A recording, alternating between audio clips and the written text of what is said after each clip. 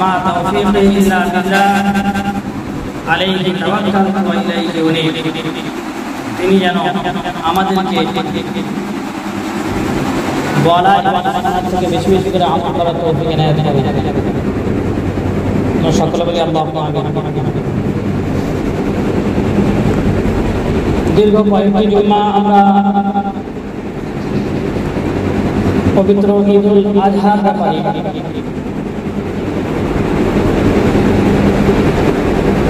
তারপরে যুলহিজ্জা মাসের 10 তারিখে 1 থেকে 10-এর ফজিলত সম্পর্কে, মানে প্রথম দশকের ফজিলত সম্পর্কে এবং কুরবানির বিভিন্ন মাসলা মাসাইল সম্পর্কে আলোচনা শুনেছি। যেহেতু আর মাত্র ঈদের একদিন বাকি, কুরবানি ঈদের মাত্র একদিন বাকি, তাই আজকে আমরা কুরবানি ঈদের দিনে কিছু করণীয় বর্জনীয় সম্পর্কে আলোচনা করব ইনশাআল্লাহ। সর্বপ্রথম আমরা জানি যে রাসূলুল্লাহ সাল্লাল্লাহু আলাইহি ওয়াসাল্লামের দীর্ঘ 10 বছরের খাদেম হযরত আনাস রাদিয়াল্লাহু তাআলা আনহু তিনি বর্ণনা করেছেন যে রাসূলুল্লাহ সাল্লাল্লাহু আলাইহি ওয়াসাল্লাম তিনি মদিনায় গিয়ে দেখছেন যে মদিনাবাসীরা আনন্দ উৎসব করছে। রাসূলুল্লাহ সাল্লাল্লাহু আলাইহি ওয়াসাল্লাম তাদেরকে জিজ্ঞাসা করলেন যে তোমরা যে আনন্দ উৎসব করছো 2 দিন ব্যাপী, এটা কেন করছো, কিসের জন্য করছো? তো রাসূলুল্লাহ সাল্লাল্লাহু আলাইহি ওয়াসাল্লামকে মদিনাবাসীরা জবাব দিয়েছেন যে আমরা জাহেলিয়াতের যুগে এই দুইটি আনন্দ উৎসব করতাম, খেলাধুলা করতাম, সেই জন্য আজও আমরা এই দুইটি আনন্দ উৎসব ও খেলাধুলা করি বা করছি। আল্লাহ রাসূল সাল্লাল্লাহু আলাইহি ওয়াসাল্লাম বললেন যে তোমরা কি জানো আল্লাহ তাআলা তোমাদের জন্য দুইটি দিন, এই দুইটি দিনের পরিবর্তে দুইটি আনন্দ খুশি দিন তোমাদের জন্য নির্ধারিত করেছে। সেই দুইটি দিন হলো এক রোজার ঈদ আর এক ঈদের দুইটি, মানে ঈদের।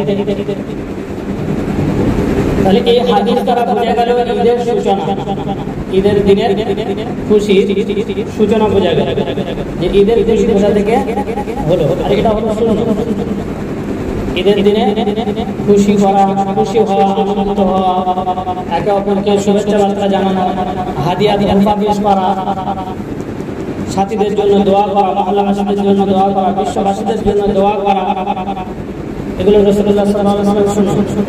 তাহলে আমরা বুঝলাম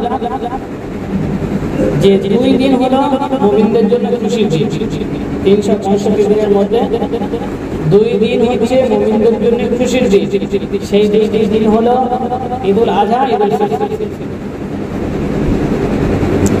এই ঈদুল আযহা এবং ঈদুল ফিতরের 2টি দিন খুশি আনন্দ আমরা উপভোগ করব। আল্লাহ তাআলা কত মেহেরবান দেখেন, কত দয়ালু দেখেন। এই 2টি দিন আমরা যে ঈদের নামাজ পড়ব, ঈদ মানাবো, খুশি আনন্দ উপভোগ করব, এই 2টি দিনে আল্লাহ তাআলা খুশি, আল্লাহ তাআলা দরবারে খুশি যে আমরা খুশি হয়েছি, আনন্দিত হয়েছি। এই বিষয়টা প্রকাশ করতে গেলে আমরা করণীয় হচ্ছে যে 2 রাকাত নামাজের মাধ্যমে 2 রাকাত নামাজ পড়ব, এরপরে আমরা খুশি আনন্দ উপভোগ করব।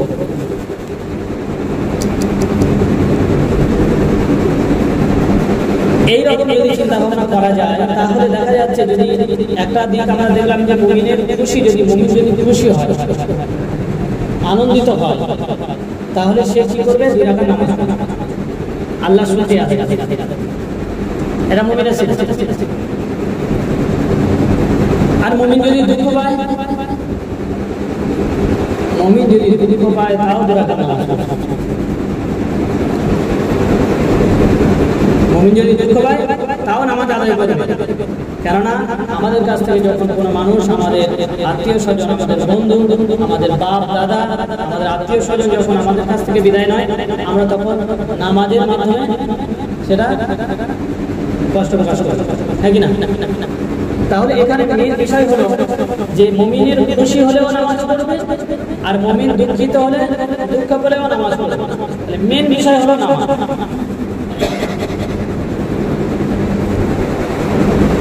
তাই নামাজটা যদি আমরা সঠিকভাবে না পড়তে পারি, তাহলে আমাদের জন্য আসলে খুশিটা কোথায়? নামাজকে যদি আল্লাহ তাআলা বলেন খুশি হবে বান্দা দুই রাকাত নামাজ পড়বে, দুঃখ পাবে বান্দা দুই রাকাত নামাজ পড়বে। তাহলে আমরা খুশিতেও নামাজ পড়ি, দুঃখতে নামাজ পড়ি, আমরা ইমানদার মানুষ। কিন্তু এই নামাজের উপরে আমাদেরকে পাবন্দি রাখতে হবে। নামাজের উপরে আমাদের পাবন্দি রাখতে হবে। যদি পাবন্দি সহকারে নামাজ পড়তে পারি, আল্লাহ তাআলার হুকুমের উপরে যদি জমে থাকতে পারি, তাহলে আমাদের জন্য পরকালে জান্নাত সুখময় জিন্দেগির কথা এটা আমরা সবাই জানি। তাহলে মূল বিষয় হলো ঈদের সূচনা ওখান থেকে শুরু হলো যে হুজুর পাক সাল্লাল্লাহু আলাইহি ওয়াসাল্লাম মদিনাবাসী গিয়ে দেখলেন, মদিনাবাসীদের কাছে গিয়ে দেখলেন ওনারা খুশি আনন্দ উপভোগ করছেন। রাসূল জিজ্ঞাসা করলেন কেন তোমরা আনন্দ করছো? তারা বলেন যে জাহেলিয়াতে যদি আমরা এরকম করেছি। রাসূলুল্লাহ সাল্লাল্লাহু আলাইহি ওয়াসাল্লাম বলেন তোমাদের জন্য দুইটি দিন আল্লাহ তাআলা বেঁধে রেখেছে, এই দুইটি দিন তোমাদের খুশি আনন্দ উপভোগ করো। কিভাবে? না নামাজের মাধ্যমে। তাহলে ঈদের সূচনা বুঝতে পারলাম যে এখান থেকে ঈদের সূচনা হয়েছে। খুশি আনন্দ উপভোগ করার পরে, মানে খুশি আনন্দ উপভোগ করবো, এই উপভোগ খুশি আনন্দ পেয়ে আমরা আল্লাহর দরবারে কি করবো? দুই রাকাত নামাজ পড়বো, এটাও বুঝতে পারলাম। আমরা দুঃখ পেলে কি করবো? দুই রাকাত নামাজ পড়বো, এটাও আমরা বুঝতে পারলাম। তাহলে ঈমানদারের খুশি এবং দুঃখ নামাজের মাধ্যম থেকেই হবে। তাহলে এই বিষয়টা আমরা পরিষ্কার হয়ে গেলাম। এরপরে ঈদের দুই রাকাত নামাজ পড়লাম, খুশি আনন্দ উপভোগ করলাম।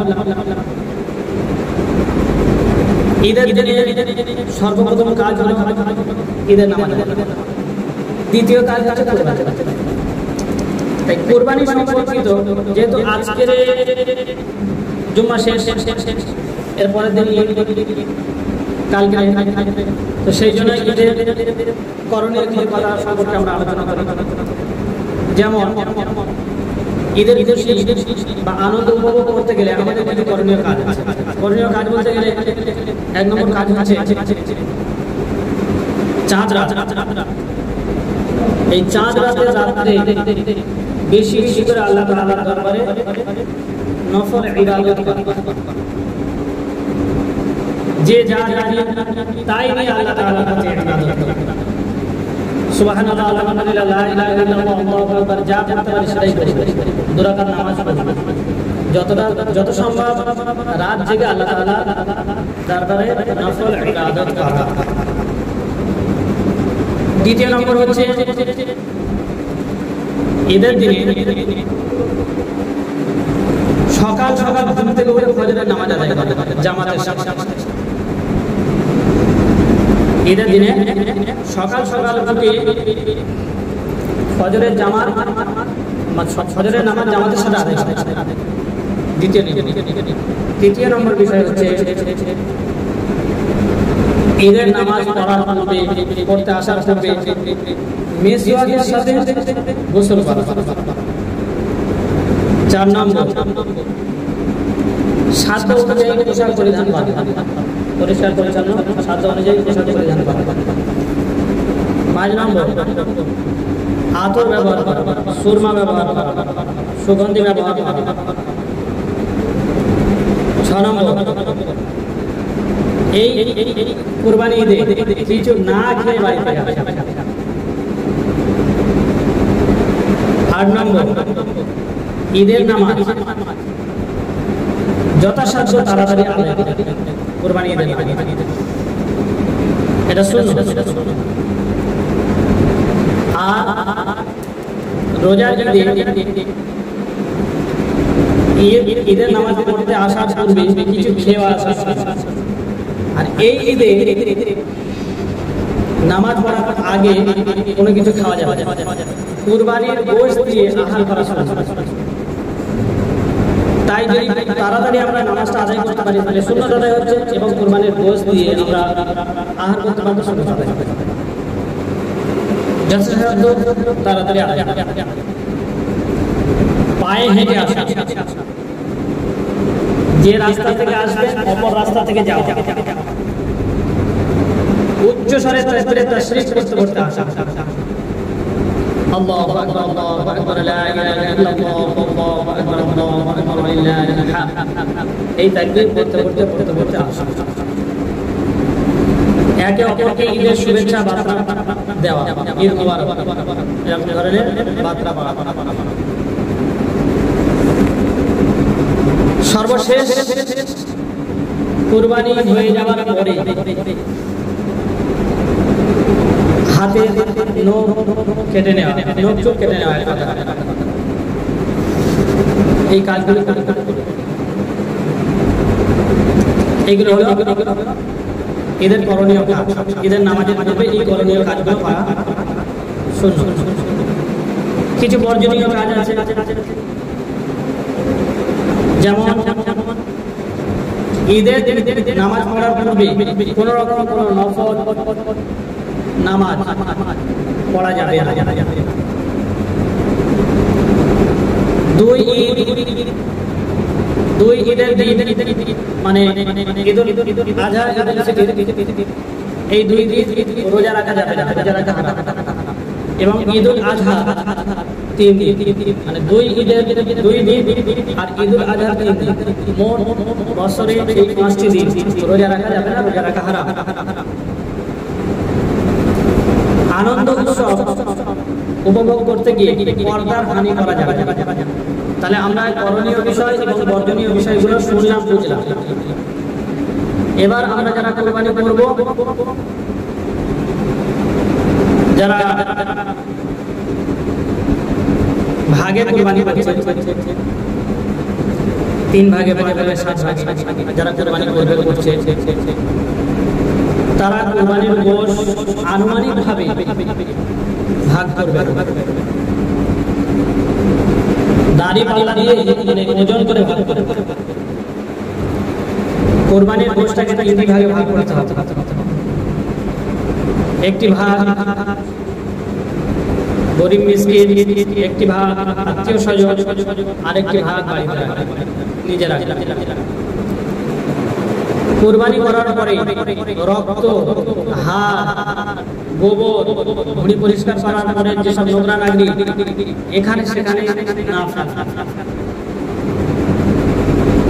কেন? দেখা যাচ্ছে পরিবেশ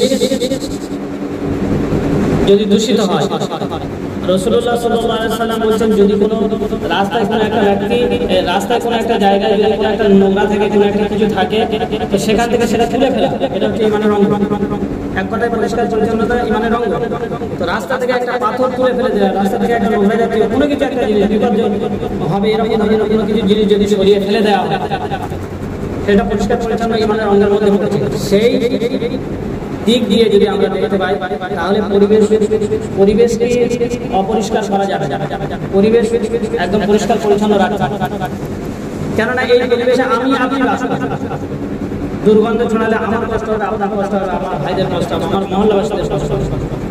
এদিকটা লক্ষ্য করে হাড় হাড্ডি কোনো একটা জায়গায় যদি সেরকম মনে করে তাহলে কোনো একটা জায়গায় ফেলে দিতে হবে। যদি কোনো গোলাঘাট থাকে সেখানে ফেলে দিতে হবে, এখানে সেখানে ফেলে রাখা যাবে না। এই বিষয়গুলো হলো। এবার যারা কুরবানি করবেন, যারা কষাই মানে চামড়া ছাড়া করেন, অনেকে কষাই রাখেন, এই কষাই সাথে আগে করে নিতে হবে, চুক্তি করে নিতে হবে যে আমার এই গরুটা আপনি ছাড়িয়ে দেবেন, কত নেবেন। এমন যেন না হয়ে যায় আমার গরুটা ছাড়িয়ে দিল, আপনি 1 কেজি করে দিলেন, কি 2 কেজি করে দিলেন, 5 কেজি করে দিলেন না, এরকম আপনার সাথে তার চুক্তি থাকবে, আমি এই গরুটা ছাড়াবো, আমাকে 200 টাকা দিবেন। 200 টাকা দিলেন, মজুরি দিয়ে দিলেন। মজুরি দেওয়ার পরে আপনি যদি খুশি হন বা খুশি মনে করেন, তাকে 5 কিলো গোশ দিলেন, 2 কিলো গোশ দিলেন, 1 কিলো গোশ দিলেন, এটা আলাদা জিনিস। কিন্তু তার সাথে চুক্তি করতে হবে। কাজ করিয়ে নিয়ে গোশ ধরিয়ে দেবেন, এরকম এটা করা যাবে। আচ্ছা, যারা কুরবানি করবে, বিশেষ করে যারা কুরবানি করবে, নিজ হাতে কুরবানি করা মুস্তাহাব। যদি কুরবানি করতে না পারা যায়, তাহলে অন্ততপক্ষে যারা কুরবানির জন্য সহযোগিতা করছেন, গরু ধরাধরি করছেন, ওদের সাথে সহযোগিতা ধরা ধরতে হবে। আর প্রত্যেকে যদি আমরা কুরবানির দোয়া, তো আমরা সবাই তো জানি না, কম বেশি যারা জানি ভালো, যারা কুরবানির দোয়া করতে পারি না, অন্তত বিসমিল্লাহ আল্লাহু আকবার বলবেন। যখনই পশু কুরবানি করা হবে, সকলের মুখে যেন এই কথাটা থাকে, বিসমিল্লাহ আল্লাহু আকবার। এরপর আরেকটা বিষয় আমি বলে দিই যে অনেক সময় আমরা কি করি, গরু কুরবানি দিয়ে দিই, কুরবানির পরে দেখা যাচ্ছে ইমাম সাহেব ছুরি নিয়ে সরে চলে গেল, কোনো একটু কাটার ঘাটতি রয়েছে, কোনো একটু কাটার ঘাটতি রয়ে গেছে মনে করে ধরে না, এবার ওই জায়গাটা আমাকে কাটতে হবে, না কাটলে গরুটা দেখতে কষ্ট পাচ্ছে। এমন অবস্থায় কোনো একজন আমাদের মধ্যে কেউ একজন নিয়ে জয় করে দিল বা কেটে দেওয়া উচিত, কিন্তু ওই ব্যক্তিকে স্মরণ রাখতে হবে, অন্ততপক্ষে সে যেন বিসমিল্লাহ আল্লাহু আকবার বলে ওখানে চলে যায়। অন্ততপক্ষে তাকে এটা খেয়াল রাখতে হবে, বিসমিল্লাহ আল্লাহু আকবার কি কথাটা কোনোভাবে বলা যায় না। তাহলে আমরা বিভিন্ন দিক বুঝে নিলাম যে কুরবানি করতে গেলে কি কি কাজ আছে আমাদের। হ্যাঁ, বেশি কথা বাড়াবো না। কুরবানির আমরা বিভিন্ন মাসলা মাসাইল বিভিন্ন রকম আমরা শুনেছি, বিগত কয়েক সপ্তাহ ধরে এই আলোচনা চলছে। বাকি এই সপ্তাহে আর বেশি কিছু বলার নেই। আগামীকাল আল্লাহ তাআলা আমাদের যদি বাঁচিয়ে রাখে, তাহলে আমরা ঈদের নামাজ অতি সত্তরে তাড়াতাড়ি আসবো, ফজরের জামাতের সাথে নামাজ আদায় করবো। তারপরে দ্বিতীয় কাজ হবে আমাদের কুরবানি করা। এই কুরবানি আমরা সুস্থভাবে আদায় করবো। তো তার আগে যে কাজগুলো আমরা শুনলাম, বুঝলাম, এই কাজগুলো আমরা সঠিকভাবে করার চেষ্টা করবো ইনশাআল্লাহ। আল্লাহ তাআলা আমাদের সকলকে এই কাজগুলি বা এই কথাগুলি শুনে এবং বুঝে তার উপরে আমরা তৌফিক এনায়েত করুন। আমিন ওয়া আখিরু দাওয়ানা আলহামদুলিল্লাহ।